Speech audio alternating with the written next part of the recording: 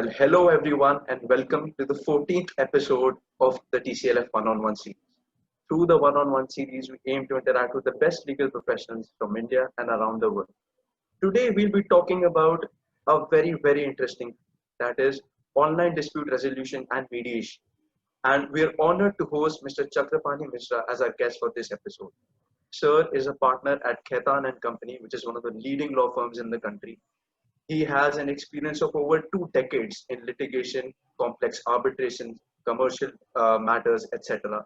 He has been ranked as one of the top dispute resolution professionals in the Asia Pacific region by multiple ranking guides like Legal 500, Chambers Asia Pacific, etc.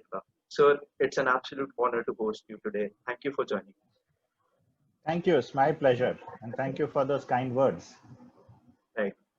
So just to set the tone for the conversation, can you tell us more about your journey in the profession? Was law always the plan? And how did you just stumble upon this career? Right. Yeah, I know I get asked these questions quite often. And it's very interesting to recall that after you have put in few years in the profession, it's good to look back.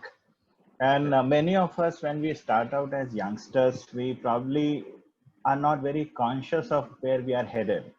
And then suddenly you land up somewhere, and then 10 years down the line, you realize, oh yes, I have arrived here. So something similar happened. As a student or as in my early days, I was very fond of reading and writing. So, and that passion is not gone anywhere. And it was my desire that whatever I do in life, it should be very closely connected with reading and writing. And then I'm back in the days, I could look at options, very few options, like you could be a teacher, you could be a professor, you could be an author. But then again, the problem was that it's reading, writing, and being able to communicate that to the people.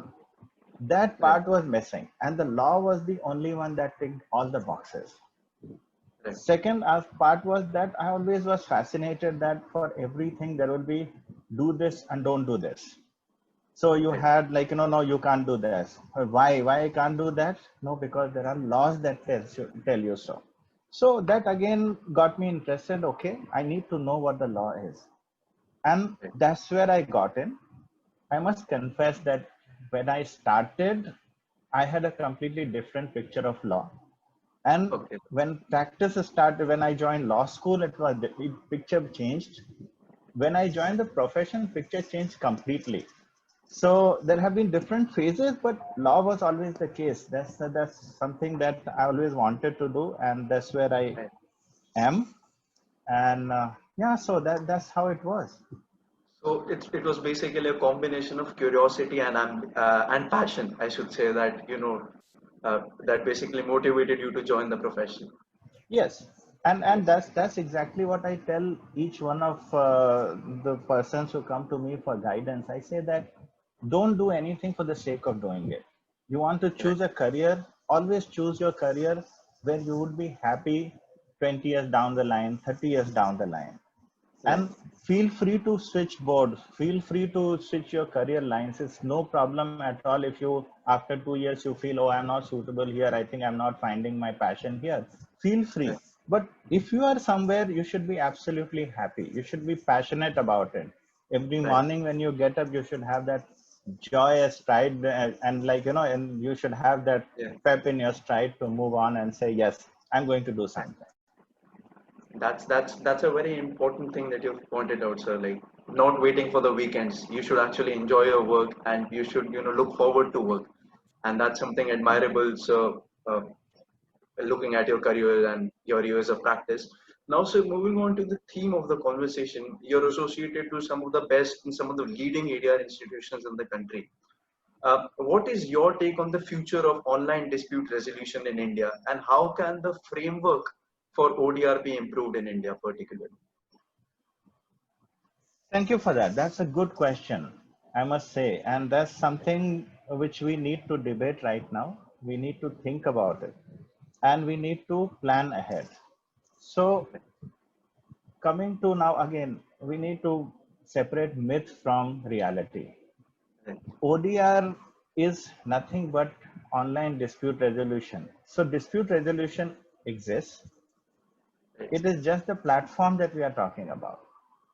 Right. So, and any platform, whether it is like, back in the days when you had those courtrooms where there were no air conditioners and there were like, barely some fans working, air conditioners brought in convenience. You didn't have technology. You had like, this right from basic typewriters to electronic typewriters, then you had computers, and then you have those big monitor screens. They are only adding to the dispute resolution. So Right.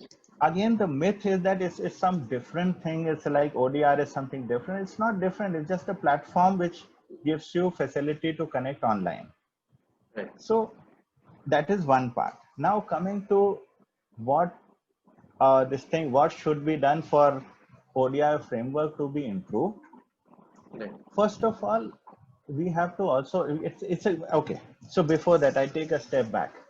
It's a great means to achieve what we all want to do, namely dispute resolution.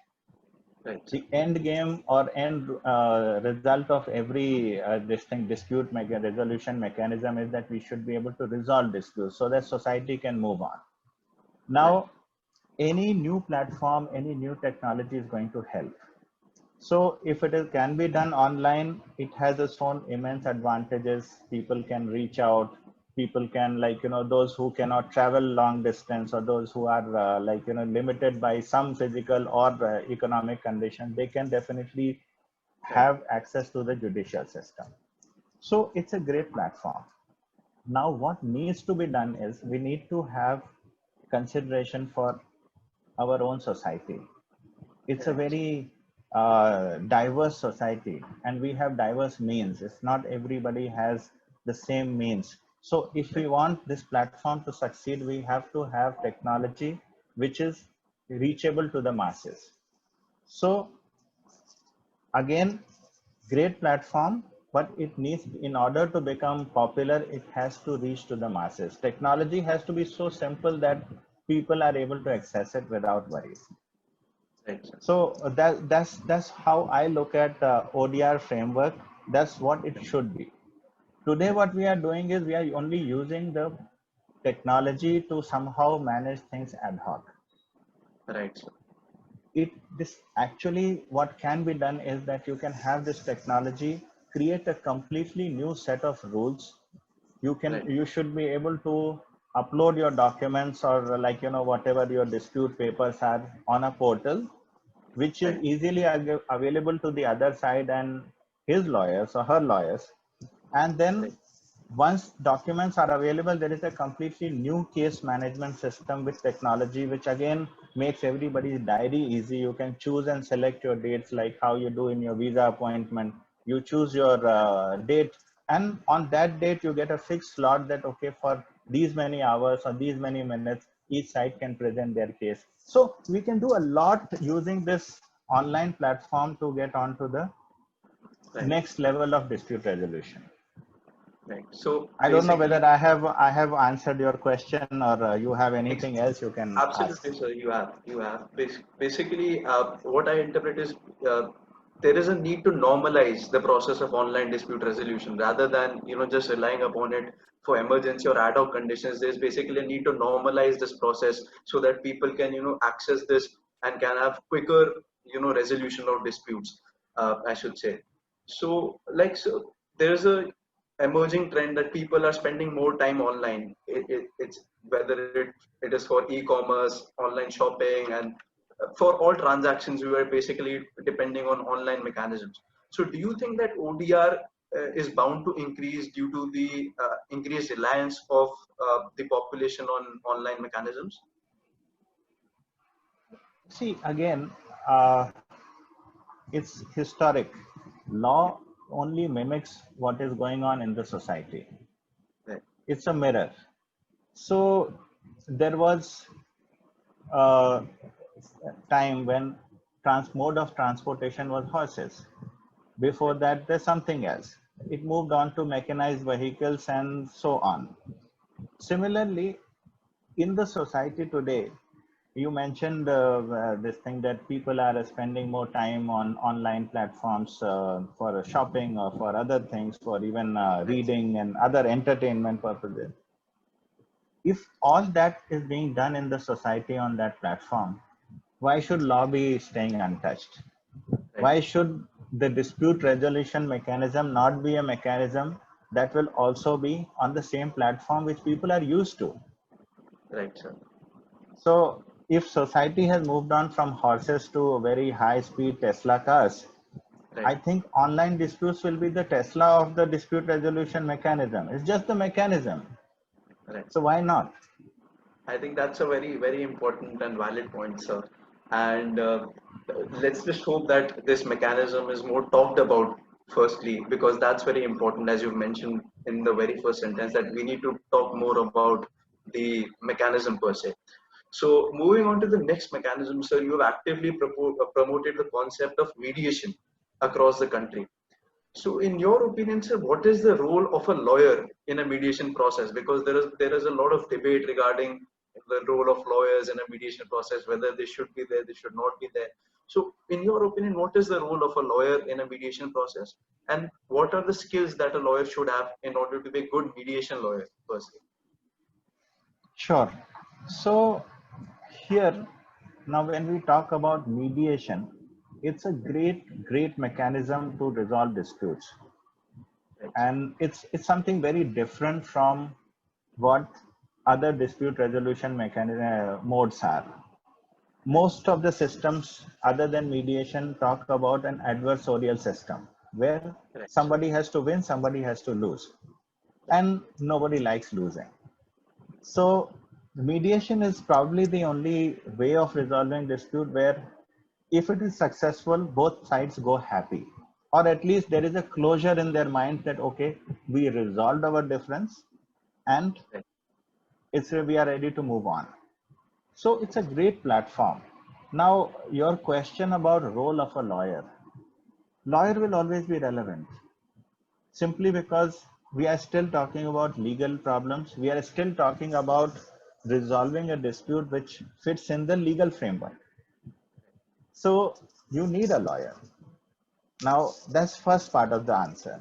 Having said that, run of the mill lawyer, maybe me 10 years ago, would not be suitable for that. And I say it with some sense of responsibility. right, So it is a new skill set. It's something that a lawyer needs to learn, and there are few things that a lawyer needs to unlearn to be a good mediation lawyer. right, So lawyer is always required. However, it has to be a trained lawyer who can actually assist in the process, because the role changes. The role is not no longer just canvassing your client's case in the best possible manner and try to prove your client's contention right. It moves from there to a situation where you try and identify issues, where you help everyone to identify right, issues where parties can come to a mediated settlement. right. So that's the role of the lawyer. Lawyer is required, to summarize, but it has to be lawyer with a trained skill set.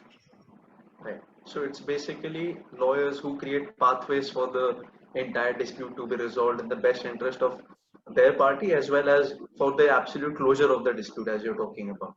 And Yes, sir, and there is a specialized training for it. I just wanted to quickly add okay, there. yes, So there are trainings for that.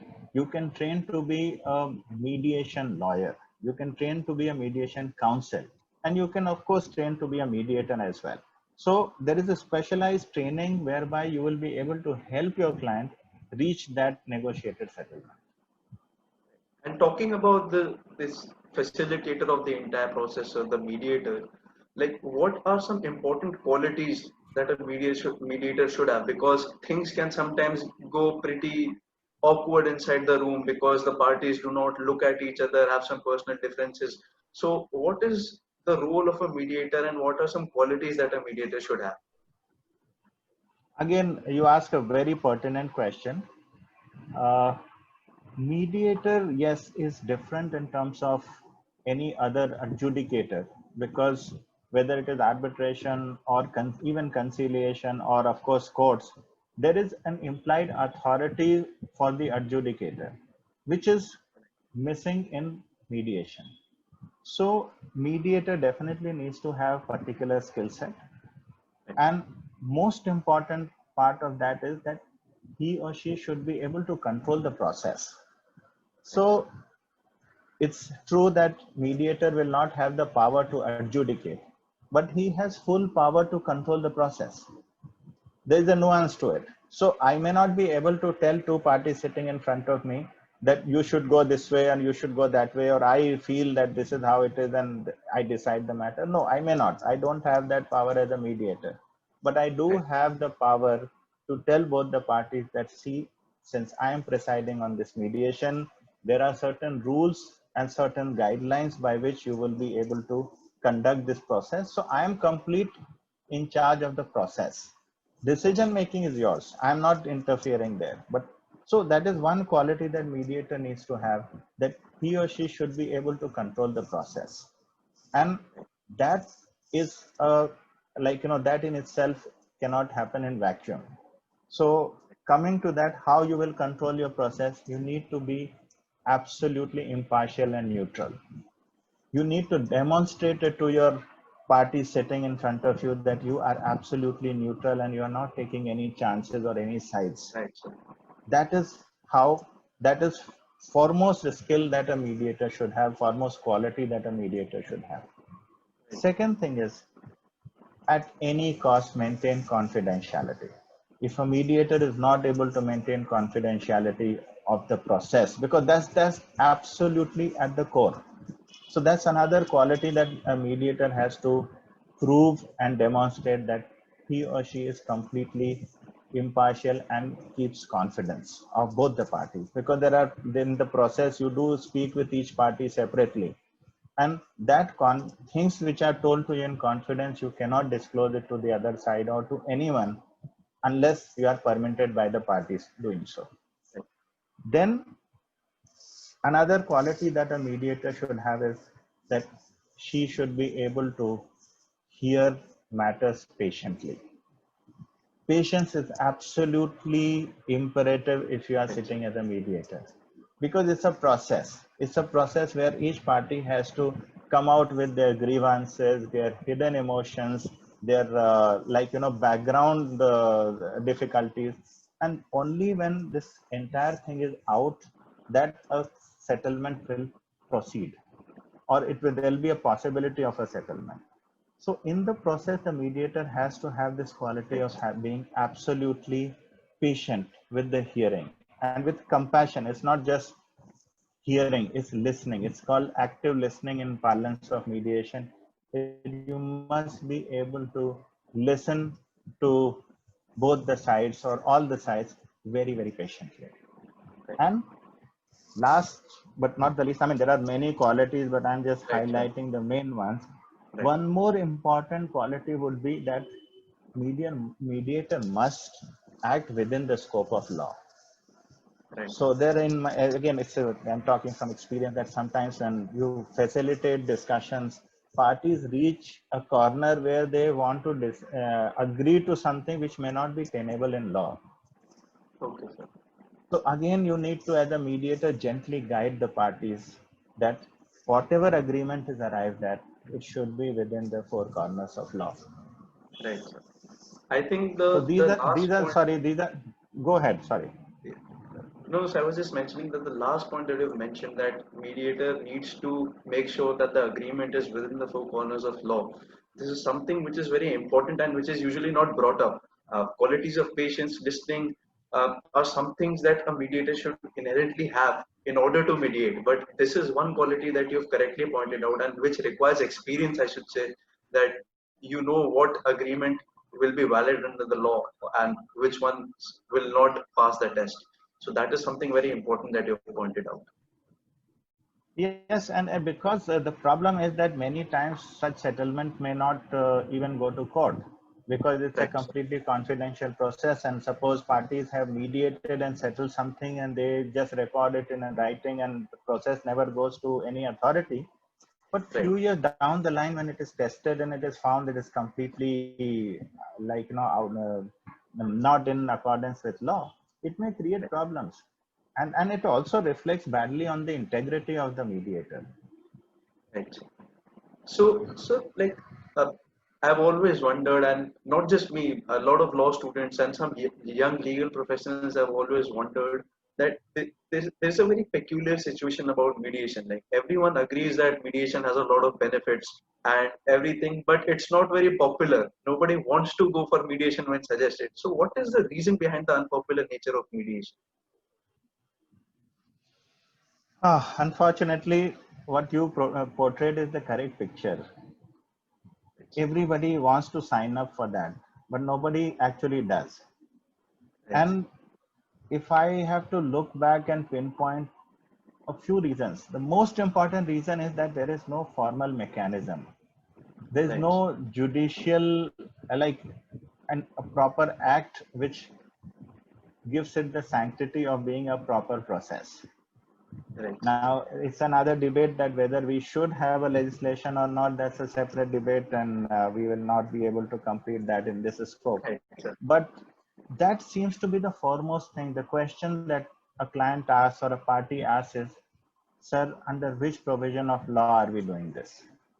Right. And then you launch into that long list of this thing that actually it's a settlement, it's a mediated settlement which will result into an agreement. Agreement is between the parties, which is signed and it will be binding. And then you launch into contract act, and then so on and so forth. Now, Right. as against that, you test it against this, you test an arbitration agreement. There is an act. It simply Right. says that how you can go about it. Or if you are going to a civil court, you know what laws will apply, and you have a procedural code which tells you how you will file your claim or your Right. petition. So that seems to me to be a problem, that there is no Right. defined mechanism.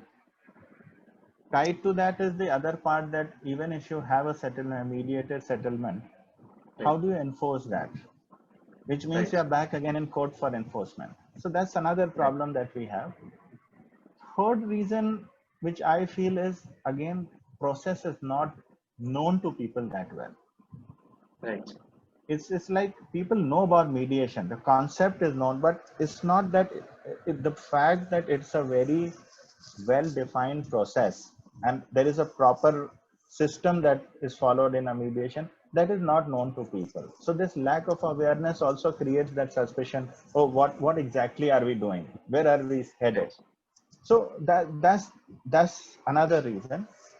Of course, then there are other miscellaneous things, like you don't have very many trained mediators who can actually instill confidence in the parties that they are going through a proper process.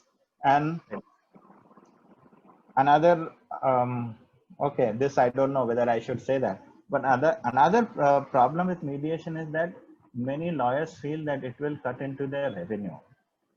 Right, sir. So again, completely wrong, completely misplaced thing. You can always be a mediation lawyer, and you can Right. always settle a dispute quickly, which means you can always be free to take up the next work. Mediation process doesn't take forever. It is like a matter of days that you can close a matter. Even a very complex dispute can be closed within 4 or 5 sittings. So it is not true that it will lead to revenue loss, but still it's a myth again amongst lawyers that, oh, it will, if I get matter settled, what will I eat? So that's another reason why mediation is not getting so popularized.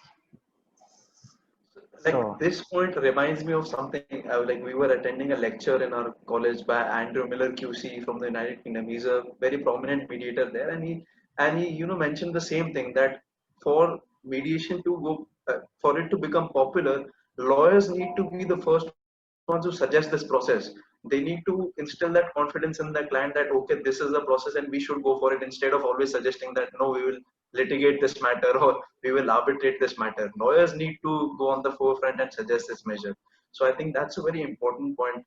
And so talking about the first actual concern that you pointed out, that there is no formal legislation or formalization of the process. Recently, we have seen that some of the recent laws, such as the Consumer Protection Act, the recent Consumer Protection Act 2019, Consumer Courts Act, they've included a provision which says that which mandates that parties should primarily refer their disputes to mediation. Do you see this as a step forward or something that will increase the prospects of mediation in the country? Most certainly, yes. In fact, before that, the very early on where recognition for mediation came was your new Companies Act. Right, sir. Followed by that, the Commercial Courts Act. Again, there is a specific, there is an amendment brought in whereby the disputes need to be certain, barring few exceptions, dispute need to be necessarily mediated. Right. Then you have, of course, you mentioned consumers courts, Consumer Protection Act. So Right.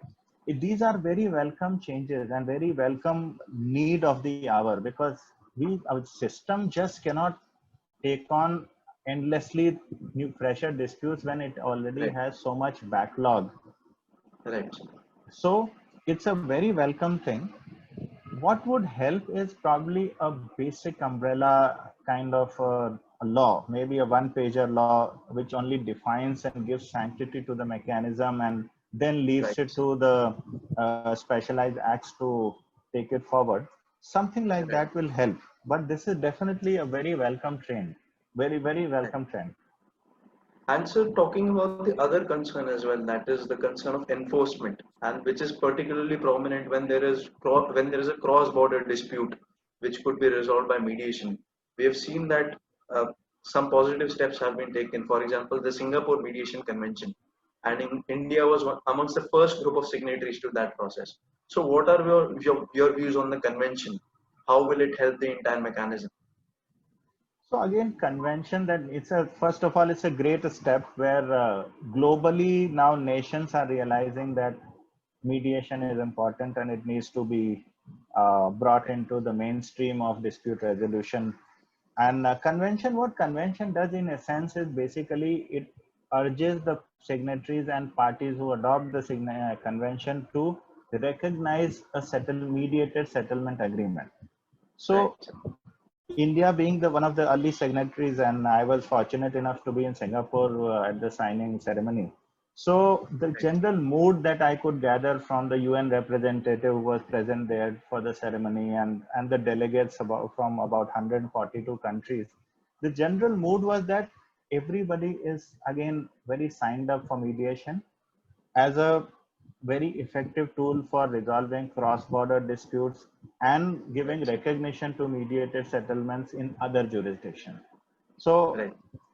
these conventions and the awareness which is being brought about, I'm sure it will help expedite the process of mediation becoming more and more popular. Right. I think that's quite right. So it's a much needed convention for the enforcement of mediation settlements across jurisdictions. So, sir, moving on to another process of dispute resolution, which is very dear to you, that is arbitration. You have been involved in some of the most complex arbitrations in the country and internationally as well. Uh, so we've seen that the process of arbitration has gone virtual too. In fact, some of the leading arbitral institutions in the world, uh, London Court of International Arbitration or CAT, have released practical guides and basically to facilitate parties to take up virtual arbitration proceedings. So, what are your views about these virtual arbitration proceedings, and what issues can you sort of predict to arise out of such virtual arbitration proceedings? Sure. So let's put these so-called difficulties in online process in two buckets.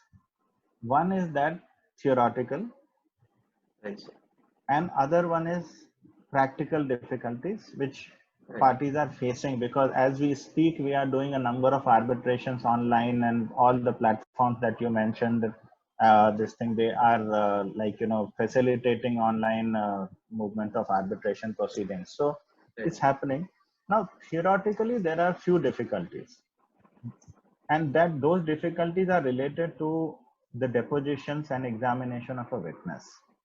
right, Now, if you see the court process, there is there is a complete skill set which has evolved over, let's say, hundreds of years, where there is a way of examining a witness, or way of cross-examining a witness, way of recording evidence. It takes a whole lot of like, you know, a bunch of skill sets go in it to make it happen.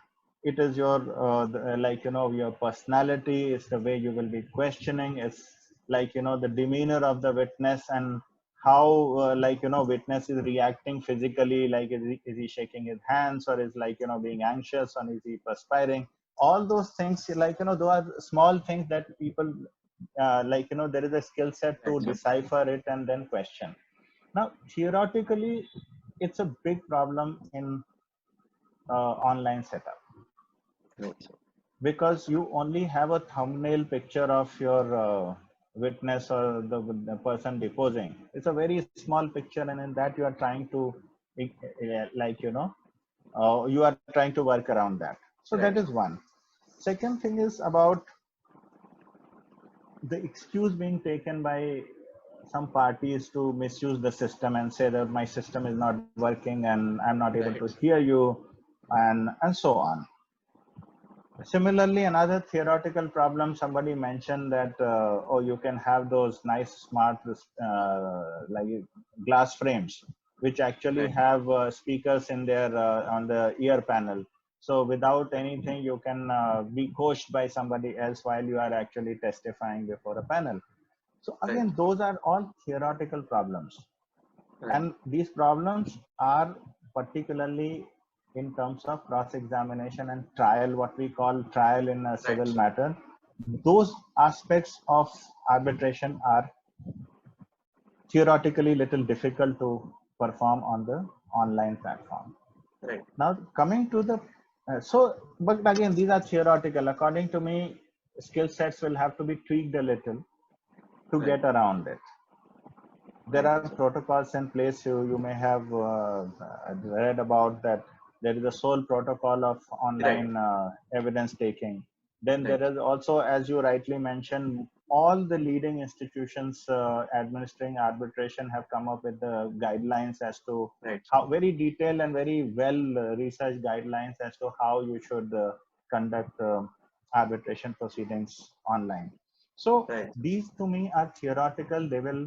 They can be managed. It's over a Right. period of time we will be able to overcome that. Right. Now coming to the practical problem is again is something that I briefly alluded to earlier in Right. larger scheme of ODR, that Right. technology has to reach everywhere. Right. Some of us are very well placed in life where we can have access to the best of technology. We can have three screens in front of me, one for reading documents, one for legal research, and one for actually going online, and Right. and so on. I can have very high speed internet, and well, I mean, the list is endless. But you have to look from the larger perspective that practical difficulty is that not everybody may be so blessed. So that is something that needs to be taken care of if it has to become a very uniform process or a successful process. So Right. that to me is the real practical problem. Right.